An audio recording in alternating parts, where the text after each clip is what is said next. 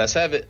Oh, let's have what, my friend Antoine? Let's have what? I know. Let's have an episode of Coming Together, shall we? Frame of reference coming together. Absolutely. Hi, folks. I'm Raul LaBrush, and a guy sitting across from me on the screen, up in like Green Bay or something, aren't you? I mean, you're a ways away. Yep, Green Bay, Wisconsin. Antowan Hallman Sr. Isn't that a great thing, too, that we can be, here I am in little old Sauk Prairie, Wisconsin, and there you are in little old Green Bay, Wisconsin, and we can have a face-to-face these days, you know? Yeah, I know. It's amazing how the technology advances have happened even in the last 10, 15 years. My goodness, man. Yeah, in the IT industry, I know when COVID hit, they say the IT infrastructure grew 10 years worth of growth in about 3 months. So they knew this was coming, but we didn't know it was going to happen quite as quickly as it had to happen.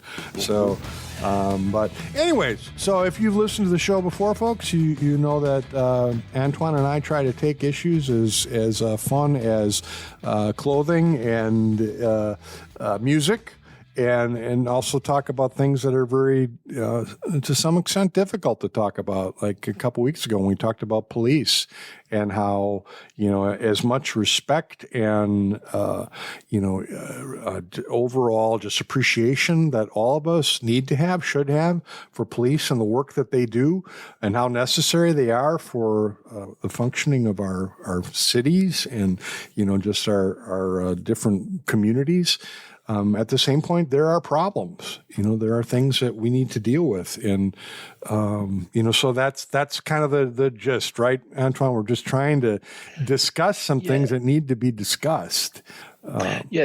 Discussing these things, and as far as our one sense is concerned, some type of resolution or a path to a resolution, or just something to leave on a positive note. But yes, it's like I definitely, we, as we were discussing last week, we just, we definitely have great respect for the police and what they do and the mentality and the work involved. And we also discussed that, hey, we can't allow a few bad apples to spoil the whole bunch, so to speak, or even kind of taint our way of thinking about the police as a whole. Yeah. I'm just thinking as you're talking about that, too, we have a tendency to think of a lot of these issues as us against them.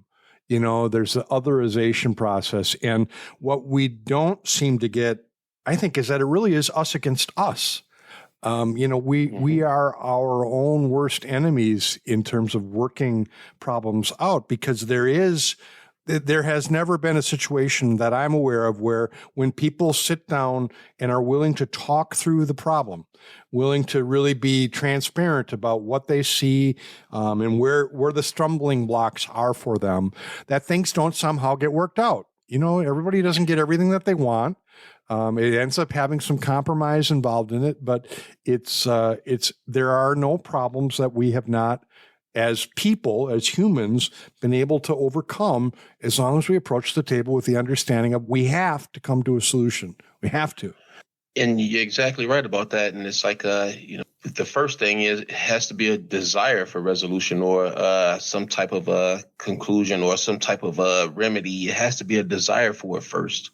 And in some instances, we talked about this before, that just there's certain groups of people that just don't want that. It's a haves and have-nots, right? Mm-hmm. The people that have want to keep it, and the have-nots want it, and so it's just you keep your foot on the top of a person's head, and then of course it creates a culture, it creates an environment, an atmosphere, a behavior, and things escalate, they change. Then the marginalization and just it goes on and on. Yeah.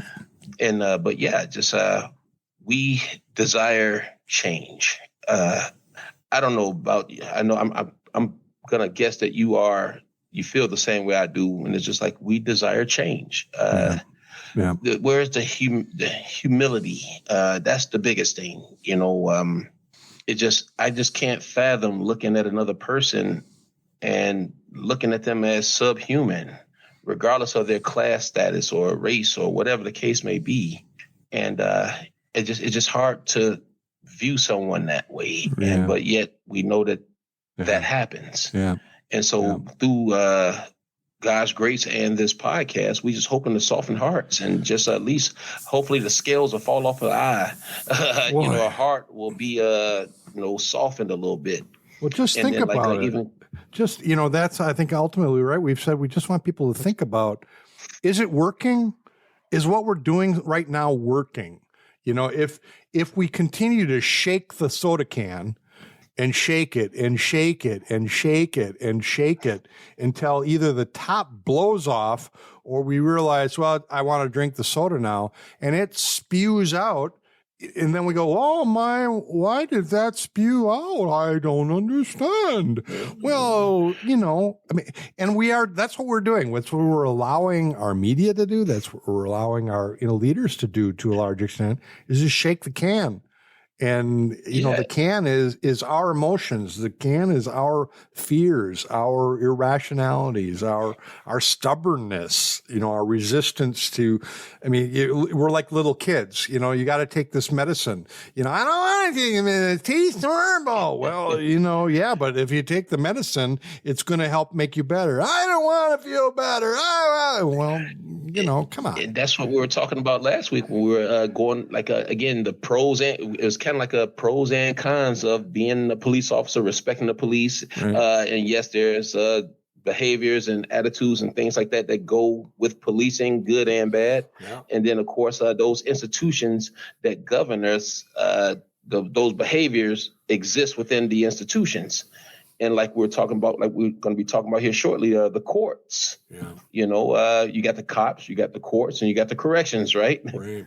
And so when we talk about the courts, these, and I guess I can shamelessly say that I'm continuously learning as I get older.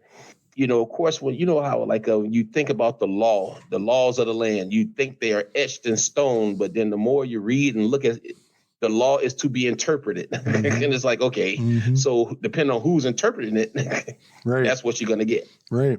And then, but of course, we're talking about the courts, we've seen the courts do some good things. We've seen some bad things. We see what's happening in court today. Mm-hmm.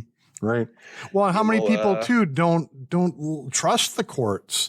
It's a matter of you get a system that allows the kind of shifting. They try to make it, I think, fair and equitable to the point of, a case gets put out there and there's a rotation of, judges that are available that can try certain cases. And, just depending on who is in the rotation, that's who you end up with as a judge. And yet I don't know that most people trust that that's really how it works, that there aren't people that are able to get the judge they want. Get the judge that's most likely to give them the decision that they want. I don't know that happens, but I also don't know that it doesn't happen. And the fact that people think that it does tells you something about the decay of the integrity of the court system, or it tells you something about the media and its representation of the court system, right? So it could be both. Yeah. Yeah. And it's interesting. Lady Justice is blindfolded. Right? Lady Justice has the scales of justice, are they, innocent or guilty? But I just thought it was interesting that she's blind, that she is, why is there blind justice? I should have looked that up to find out what the symbolism is of that. If it's just so that they have to hear the case. They have to. I don't know. Maybe somebody out there listening knows the roots of that. Why she's blindfolded? Is she not supposed to see? Well, I guess one's wealth, one's race, one's race, color, creed is not supposed to matter. Yeah, it's just the scales. It should be balanced scales. Yeah, and that's just my interpretation of that. Well, it makes sense. You don't want to have anything that's going to, increase your bias. So justice should be determined purely on right or wrong, guilty or not guilty. And that decision should be as unbiased as possible. And therein lies the rub of what we're talking about today, I think, is that sense of, is the court system fair for all? Are the same scales used for white people versus black people? Do you start from an equal playing field, or is the deck stacked against you by the basis of your color of your skin? And certainly there are historical examples of that being there being kangaroo courts all over the place. You wander into the wrong person's town, and get stopped for a speeding ticket. It may be a whole lot different story if you're black versus white. Well, remember Wisconsin, they always used to say back in the early mid 80s, you come to Wisconsin on vacation, you leave on probation. Really? I didn't know that. I shouldn't laugh. That's pretty sad. But, there were also, sundown towns, right? Where, you just knew what was it? The Green Book? Was that the book that had been published up until the 60s even that warned black people, stay away from these towns, or, gave the background on which hotels would service black folks and which would not. The court system in a sundown town was definitely going to be different than the court system in a non-sundown town. It had to be. I mean, we like to say that things are better today, but they are somewhat better, but they are almost just as they are better, they are the same. You can still, when we talk about things like race and classism and all these different things, they are a part of society. So who are the judges? Who are the police officers? Who are the lawyers? They are parts of society. So yes, these good things in society and the bad things of society are going to be within the institution. And so, and of course, like you said, we've seen this thing lived out. Remember back in Ferguson, when that big Ferguson, Missouri, and of course, all that was about is because people would go and if a person couldn't pay $100 fine, $100 traffic ticket or whatever, they end up the fine is getting doubled and quadrupled. They end up in months in jail for $100 that they couldn't pay. People lost their jobs because they couldn't pay $100 or $200, and again, of course, when the feds did their type, they said there was some instances of wrongdoing, but of course, no one's ever going to admit that. But there was some instances of wrongdoing, but these things, they do still exist, and of course, when we're talking about the courts, when you go to court, depending on who you are, they'll scare you so bad, hey, if you don't plead guilty, you're looking at 10, 15, 20 years. And of course, we've seen in instances where people have pled guilty to things they didn't even do. Are you aware personally? I mean, Antowan, are there folks in your, among your relatives that have had court situations where it was just crazy? That kind of thing where you're like, seriously, this is happening in America? Well, I remember my uncle got shot in the face by a grocery store owner. And he got shot in the face, and he ended up in jail. Seriously. So go figure. All because the store owner said he felt threatened because my uncle, he said, hey, you didn't give me all my change back. And it escalated. Just give me my change back. And I gave you your change. And before you know it, the store owner pulls a gun, shoots him in the face. And then of course, my uncle is chained to a hospital bed, getting his face, fixed. And then, of course, from there, he goes to jail. And again, it's just those instances like that, they happen. But the thing is, it goes back to one of the earlier podcasts we've done about voting, being aware of your local municipality politics, so to speak, being aware of what's going on in that city, state, or town. Yeah. Yeah. Well, and you think about to be a judge, even biblically, the book of Judges, and that whole series of stories of the judges and the righteousness of some and the non-righteousness of others. I mean, it's been going on forever. And the quality of the judge, I don't know that how do you have justice with a judge that isn't qualified? How do you have justice with a judge that, has proven to have biases? And what are the criteria for a judge appointment? I don't even know, honestly. It seems like they're usually political appointments more than anything. Yep. And if you're going to be a Supreme Court justice, you should have a certain amount of qualifications, but there are documented cases of people having been appointed to the Supreme Court that, you could make a strong case for them not being qualified.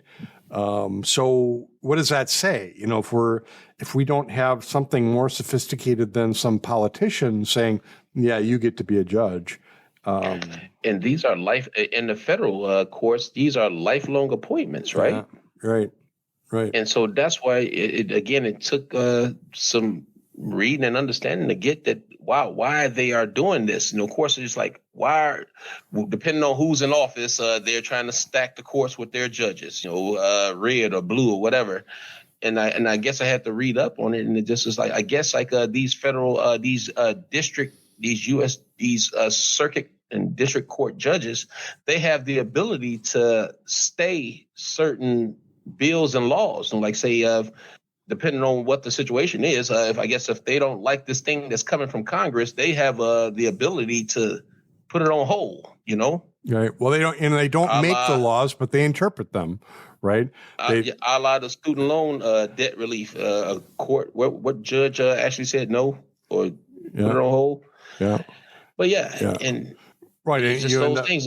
How do these people get selected for? How are we going to have justice when we can't trust the justice of the justices? And that's where, remember, come on, like the old Wisconsin model, come on probation, leave, come on vacation, leave on probation. They made a point. They were making a point. They, at a certain point, they didn't want certain people here, or they didn't know. It just not to say that there was a law broken, whether it was or was not. But either or, it just when multiple people do the same thing, that's a culture. Right. And it ain't. And let's just take cops and courts out of it. But just if people as a whole are acting and doing a certain thing, that's a culture created, and that's a culture that they're trying to maintain. And they're going to exclude you at all costs. Of course, they can't just tell you how they feel, but they'll make you uncomfortable as possible. And we see that. And of course, the courts have so much power. I mean, how many lives have been ruined because of a bias on the bench? Yeah, and how do you check that? How do you, as if you're a judge? I'd love it if a judge listening would explain this more. But what are the regulatory or self-regulation techniques that a judge uses to make sure that they're really being blind and not making an evaluation based on anything other than, is this person, following the rule of the law? Is there just cause? And obviously a jury, plays a part in that as well, that the judge has to take the jury's verdict and then decide what the consequences of that should be. But not all cases are jury trials either. So we have a person here that we're entrusting to make just decisions. And it's worrisome to me because that if people can stand up and say, I'm not guilty, when it's obvious that they are guilty, so you're allowing people to enter a plea of not guilty. Well, yeah, you are not guilty until proven beyond, within reasonable, accommodations that you are guilty. So we'll decide that for you, but then, we can stack the jury, right? We can, put people on that are more favorable to us personally and professionally, whatever, and are likely to see, oh yeah, no, it was really, there were extenuating circumstances. And if that isn't enough, then you can have a judge that says, okay, well, they said you're guilty, but gosh, I really don't want to throw the book at you because this is whatever, There's so many things there that can go wrong because of who human beings are. So absolutely. And my understanding with that one thing you just mentioned, Raul, where's the accountability with the judges, and it is almost like what I was listening to a couple of days ago. There was almost like it's kind of like a peer check system. It's like because like a judge sitting on a bench makes a ruling, and if of course their ruling is going to be scrutinized by their peers, and they're going to be like, either that was dumb, stupid, silly, whatever, it didn't make sense, kind of like what happened with this judge that's probably we're going to be hearing about in a couple of weeks here. But my understanding is like it'll be scrutinized, but also if that ruling is deemed not fair, or if there's some kind of a federal accountability to it, it goes to the appellate court, where that judge's decision is going to go before the district court or the appellate court, which is 3 judges, and they can overturn that judge's decision. So then that way, I think the accountability or that part is like them constantly having their judgments overruled or changed is a taint on their reputation. So, but some people don't care about their reputation. So, well, and they're still going to, how many of those cases actually do get overturned, right? I mean, you can play the odds, I suppose, and say, well, most times there's not going to be, an appeal, or most times, even if there is an appeal, I'm still standing on some sound principles here by making this decision. So, yeah, I mean, you're depending on parts of a system to involve integrity, or it depends upon there being individuals in those roles that have integrity. And yet, if there's one thing we prove fairly regularly, is there are very few people with integrity, and yet they continue to be judges. There continue to be lawyers that are, caught in all kinds of things because they didn't have any integrity. I sometimes wonder, is it a system of justice, or is it a system of maintaining a power balance? I believe it's the latter. And of course, it's like when we're talking about the law, it's not what you know, but it's who you know. Because like, again, like with these appointments of these judges left and right, it's just like, where did they come from? What's the history? What's the story? How did they come up? You want to get some kind of background. Just, this person was just appointed to this circuit or this district, and that's all you hear. Just this administration appointed 80 judges. This administration appointed 100 judges. That's all you hear, but you don't hear the background of these judges, and right. And it's like the fairness thereof, or their love of the law and their fairness in the law. Well, and I can only speak to my personal experience, and I'm not sure that I don't know that I've shared this. Now it's going to be out there in podcast land, but years ago, I was arrested for disorderly conduct. Okay, which is a misdemeanor, at least it was at the time. But I still, I had to be arraigned for it. And the guy that represented me was actually a friend of mine, so he did it pro bono just to assist me through that process. And, when I stood before the judge for the arraignment, I had to enter a plea. And in my mind, I'm thinking, well, I don't want to be punished for this because I actually had good cause. There was more to the circumstance of what brought me to the case where I behaved disorderly, which I understood I had behaved disorderly. I was responsible for making the decision to do that. But I thought, most rational people would have, given my situation. And, there was just cause. I remember thinking that there was just cause for me to be disobedient, civilly disobedient. So instead of choosing to say guilty or not guilty, there's a thing you can do where you say, I stand mute before the charges. So I figured that way I didn't have to lie and say I didn't do them, or, and try to plead I was not guilty, nor did I have to say, anything about, well, yeah, I did do it, and, throw the book at me. So, but it gets entered as a plea of guilty. When you, is that the same as a no contest? Essentially, no contest is more of a ruling. This is more of a standing that a criminal, or someone who's charged with wrongdoing can take. So I stood mute, which ended up being guilty. You don't have to. There's no trial. They're just at that point. Then they pass judgment of what needs to happen. And I was sentenced to take some anger management course, go through I forget how many weeks it was, but it was significant, that I had to go to this class for multiple times. And then I had probation, where I had to see a probation officer. I forget if it was once a month or whatnot. But so I went through that whole process, and I look back at it now and think, actually that was really good for me to have that direct exposure, direct impact of the consequences of my actions. I can now say that I've had handcuffs on me and been escorted into the back of a police car, and felt like, oh my God, are the neighbors watching me? Thankfully I didn't have to go to jail. That was good. Because it was right before they started really cracking down on that. So instead, I just didn't go home, that night. I had to go spend time with a friend or something. I forget all that all worked. But anyways, it was good in that not only did I get that experience, but then doing the anger management class was actually a really good thing for me.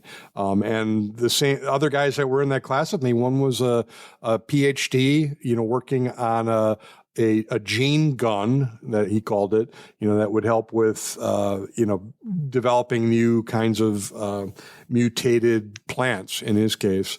Another one was a 911 operator, dispatcher for Dane County. So here were these people that were in very professional, positions, and they were in the same disorderly conduct, boat that I was in, having to take this anger management class. And so that was, I recognized the pervasiveness of the problem, that it wasn't just, I couldn't call it low life, low life there in the criminal justice system. No, it's people all over the place. And we all were guilty, and we admitted our guilt. But then to be on probation, and have to report, monthly, or I wish I could remember. Was it monthly? And have to go up and do that. It was all humiliating, but humiliation is a good thing, right? But then I look at all that and I think, how would that have been different for you? What's the likelihood? Well, I've been in that situation numerous times myself, and I've been in numerous courtrooms for numerous reasons. Not like I said, I was laughing. I was like, I've never been given the option to say I plead mute to the charge. My public defender has never said I could be mute. He's like, either you're guilty, not guilty, or no contest. Okay. And I'm assuming that no contest is maybe equivalent to a mute, because basically you're saying like I ain't admitting guilt, but I ain't trying to say I'm innocent either. But okay. That what you say I did. Yeah. All right, no contest. Yeah, and just to try to get the minimal. But again, it's in those situations, in those systems. Yes, you have to go. And it's like this. If you knew you did it, just because I know I messed up, so I ain't gonna even. Yeah, I did it. Right. And so it was just like, all right, but it's like still to soften the blow. You just say, okay, no contest, because basically that'd have been the equivalent to me pleading guilty, because the public defender's like, you're gonna sit for 4 days regardless of what you say or do. So just take your medicine and deal with it. Yeah, and yet when you look at the court system, there are all kinds of people that just get away with stuff. Right. But yes, and because again, it's like how many people in the world that have they've been made to plead to a charge that they didn't even do. Just like, okay, if this thing go to trial, you're gonna do 15 years, but if you plead guilty, you'll just do 3. Right. So and it's like you and you don't have money for a lawyer, so you're just looking at the public defender who is stressed out and overworked, and he's like, you should take this deal, and you're pounding the table saying, I didn't do this, it wasn't me, whatever the case may be, and people end up taking a plea to a crime they didn't commit. And then that's on their record forever, right? You pleaded guilty. You admitted you were guilty. But you had to, because you just like, either I'm going to do 15 years or 3. Right. But either way, your life is ruined, because whatever you had going at that time, you're going to lose it. Right. You know, if you're paycheck to paycheck, you had a girl and 2 kids waiting on you. Right. That was it. It was a done deal. Well, and then you sit back and say, well, they shouldn't have done what they did then, you know. Well, yeah, but we're not even sure that they did do what, you know. But that's why it's hard to help people in outreach now, you know, because even like, you know, I think I may have mentioned this to you before, like when it comes to resources in the community to get help, whether it's, you know, for aging and disability, adult education, rehabilitative services, anytime you think, okay, let's go to the city, the county to get you some help, right? The person will be like, nah, I'm not going anywhere. Because again, even though like, you know, in some instances, these resources have been out, they're no longer in the court building, but still you associate these things with institution, and court is institution. So you don't want to have any parts of it. So it's like, you have to really lower the walls and explain things to people saying, yes, I understand your fear and understand why you feel that way, but this resource is not in the court building, or this does not determine, you know, this, that, or the other. You know what I mean? You have to explain and break things down in order to really get people's walls down to get them the help they need. But, you know, of course, like when you think about Chicago, it's funny, Chicago, LA, you know, it's like these people are getting railroaded left and right. You know, you guilty by association. You know, you just, whether you did it or not, if if one, just like say for instance, you and I went to a store, and let's just say you pulled a gun and decided to rob the store. I didn't know you were going to rob the store. I didn't know you had a gun. But I'm an accessory to armed robbery just because I was with you. Yeah. Yeah. Is there... And then it's like... You know, I was thinking about this last time when we talked about police, too. Is there a difference in your mind? Like, what was the case in... you mentioned it. There was one in New York, too, where there's video of black officers beating a black man. In Memphis? Yeah. Was it Memphis? I thought there was one in New York, just too. Recently?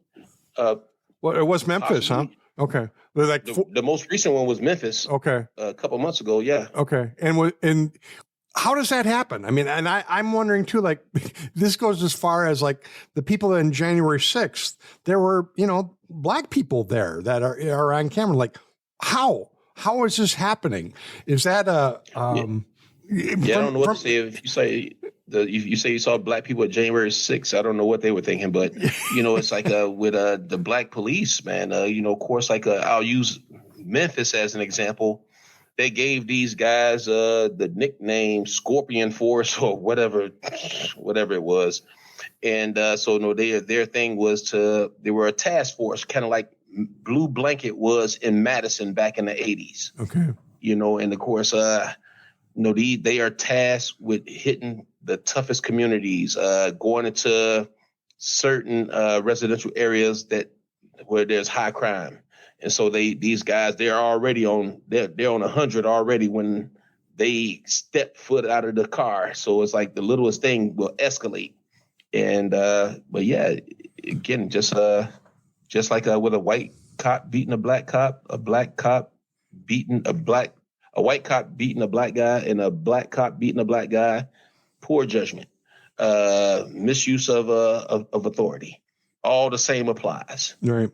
Well, because I remember thinking, you know, when we started to see black police officers, you know, and they would be involved in situations that there would be more fairness on the streets, you know, that would somehow equalize things. And I took that as a sign that things were getting better.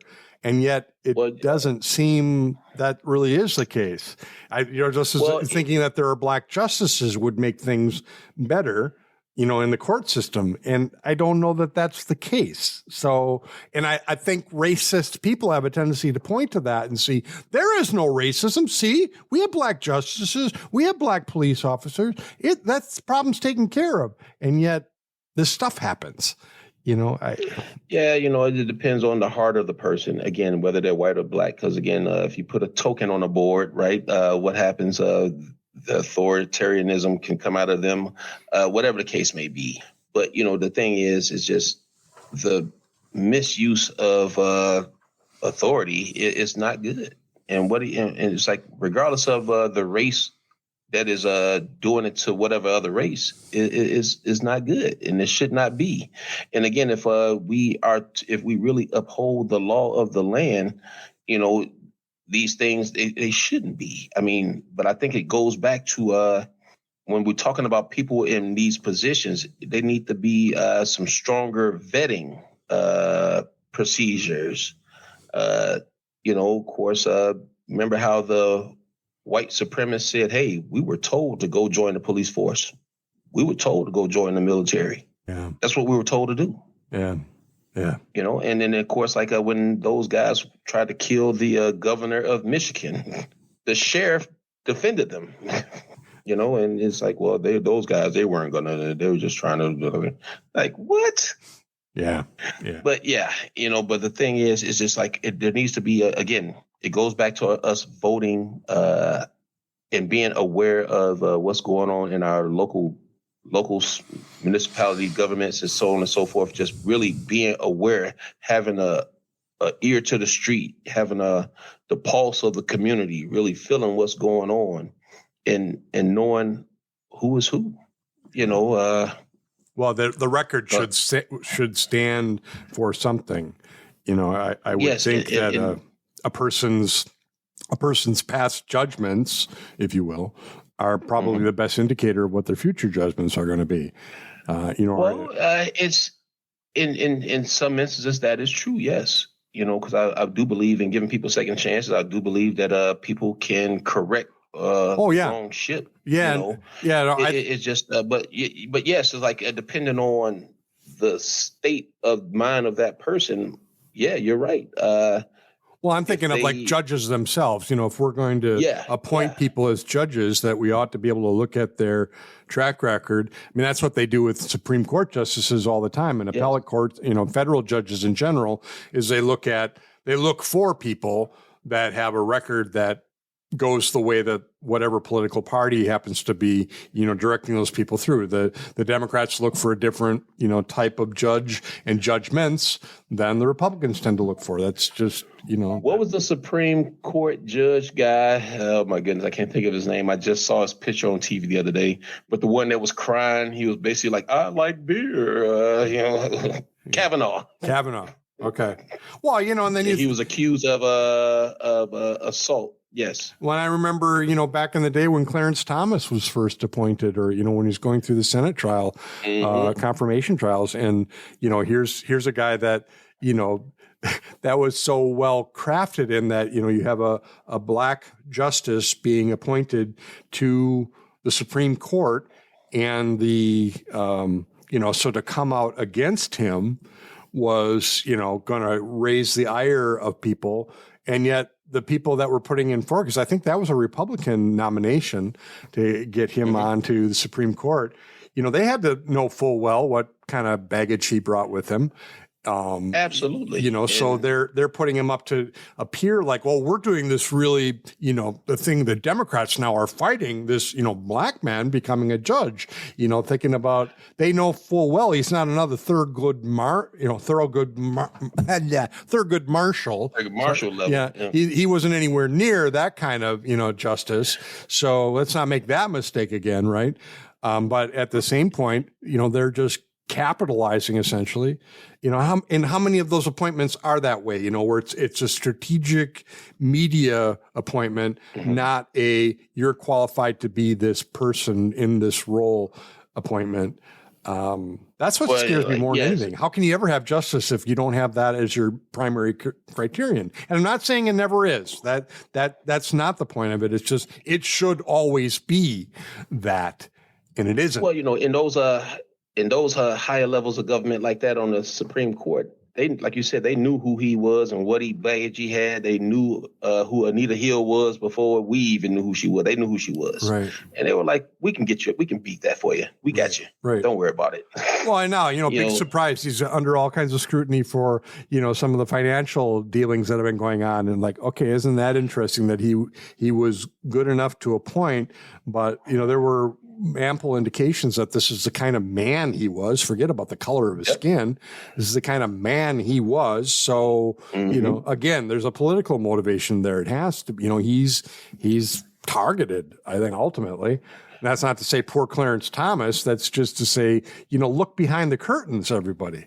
Whose money is involved in this exploration? And that's why it's almost like you can't really trust because like when you see something really loud going on in the news, I ask myself, okay, what am I not seeing? Right.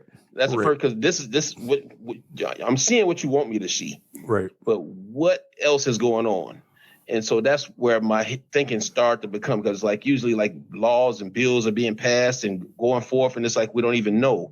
Right. And it's like because we got smoke screened by this thing, and well, like you're talking about the guys in Memphis, police officers there. I had no idea they were referred to as the Scorpion 4, and what the Scorpion 4 or whatever task force they were a part of. Yeah, I don't remember that being explored in the media at all. So was that just it was on the news, and like I think I don't know if I mentioned it to you, but it was like it was the 4 black ones, and then of course those guys were made known right away. The 5th white guy, he wasn't made known till days later. Okay. But however, kind of like I was saying, like Madison, Wisconsin, blue blanket, same thing. Sure. Just you go into an area and you just arrest whoever's standing outside, regardless of what is going on. Right. You just putting people in handcuffs and in paddy wagons. Right. And then you're sorting it all out at the station. And then before you know it, you're getting booked and bagged and tagged and, and fingerprinted.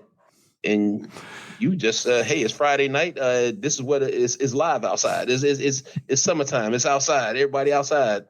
But you get swept up in a street sweep, and there you go. Right. Well, and we're man. Here we are again at the end of another time, right? And I don't know we have any solutions. One thing I will leave us with, and I'm thinking about, is the courts really are all of us. When it comes down to it, the real court, the real way that Lady Justice is going to balance right and wrong is by all of us, and you've talked about it multiple times, by all of us recognizing our responsibility to vote for what's right and to discern what is right in a situation. Is it right for this to keep happening the way it's happening? And it's really easy to just abdicate responsibility and say, "Oh, I can't do anything about it." No, you can, and you have to.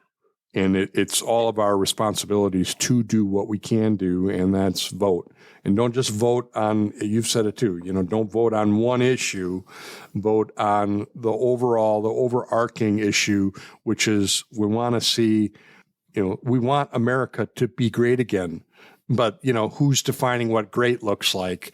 I think great looks like, a lot different thing than other folks seem to. I want a great country that really practices things like equity and practices things like tolerance and compassion and kindness and, generosity. That's the country I want, not one that, focuses on hating people because they didn't vote the way I wanted to, or listening to people that are, have their own agenda instead of most people's, caring for the greater good, if you will. So I'd like to see America survive. Yeah. Yeah. We're fighting all this fighting from within. I'm just as concerned as I am with the internal issues in this country. I'm becoming even more